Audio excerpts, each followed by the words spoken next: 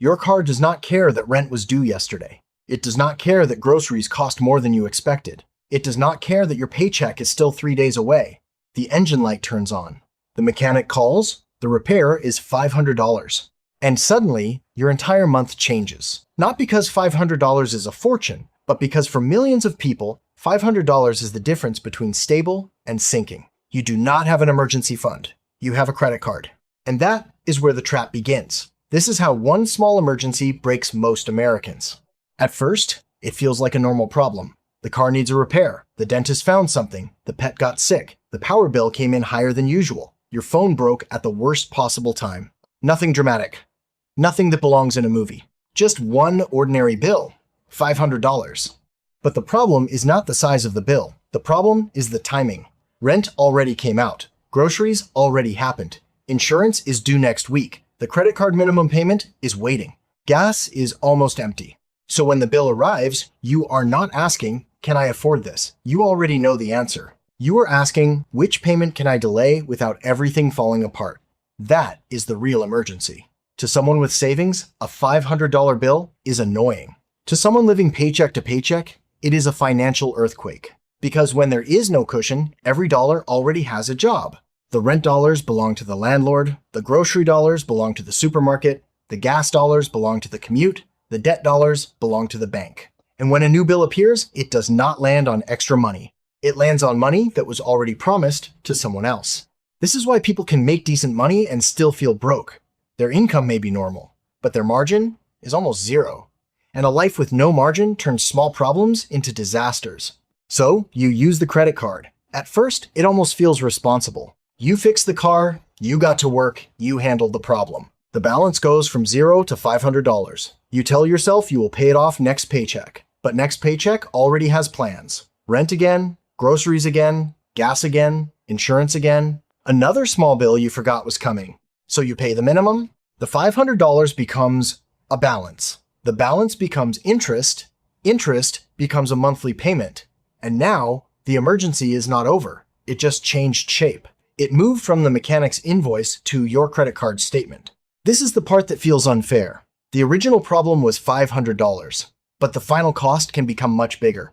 You put it on a credit card, then interest starts. Maybe you miss another payment because money is tight. Now there is a late fee. Your credit score drops. The next time you borrow money, it costs more. If the emergency was a car repair, maybe you delayed it too long and the damage got worse. If it was a medical bill, maybe avoiding care made the problem more expensive. If it was a utility bill, maybe the late charge made next month even harder. This is how poverty charges interest. The same $500 problem that a person with savings solves in one day can become a $1,200 problem for someone with no cushion. Not because they are careless, because they are expensive to be poor. The money is only part of it. The deeper cost is choice. When you have no emergency fund, you cannot choose the best option. You choose the option that keeps life moving today. You do not choose the best mechanic. You choose the one who lets you pay later. You do not choose the best apartment. You choose the one that approves you with damaged credit. You do not choose the best job. You stay at the job you hate because you cannot miss a paycheck. You do not choose rest. You choose extra shifts. You do not choose strategy. You choose survival. This is what a $500 emergency really steals. Not just money, options. This is why normal financial advice can feel insulting. People say, just save an emergency fund, as if you had not thought of that. People say, cut unnecessary spending. But you already canceled subscriptions. You already stopped eating out. You already compare prices at the grocery store.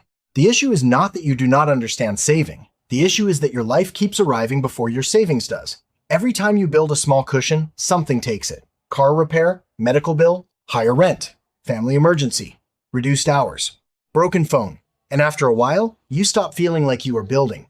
You feel like you are constantly rebuilding the same wall after it gets knocked down. But the answer is not to give up. The first goal is not wealth. The first goal is protection.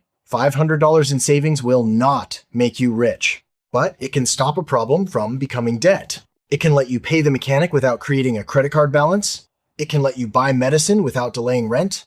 It can let you handle one bad week without ruining the next 3 months. That is why the first emergency fund is not really about money. It is about changing the direction of the spiral. When you have zero savings, every emergency pushes you backward. When you have even a small cushion, Some emergencies stop at the first hit. They hurt, but they do not take over your life. So how do you build the first wall when money is already tight? Not with motivation, with friction. You make the money harder to touch. A separate account, a different bank, automatic transfers, even $10 or $20 at a time. You save windfalls before they become spending, tax refund, overtime, a return deposit, a birthday gift, a small bonus. You sell one thing you do not use. You pause one expense for 30 days. You do not try to fix your whole financial life in 1 week. You try to create one small space between you and disaster. The number is not impressive. That is the point. It is supposed to be reachable. Most people think financial stability means being rich. It does not. The first version of stability is much smaller. It is being able to get a flat tire without going into debt. It is being able to visit the dentist before the pain becomes unbearable. It is being able to replace a broken phone without missing rent. It is being able to absorb one normal life problem without panic. That may not sound glamorous, but it changes everything. Because once one emergency no longer destroys your month, you can start thinking longer than 30 days. That is when saving becomes possible. That is when investing becomes possible. That is when choices come back. A $500 emergency should not be enough to break a person. But for millions of people, it is. Not because they are weak, not because they are lazy, not because they bought too much coffee. Because modern life is expensive, wages are stretched, rent is high, debt is easy, and margin is rare. But the first step is still real. Build the first wall. Not because $500 will change your life, but because the next emergency will come. And when it does, you deserve more than panic. You deserve options.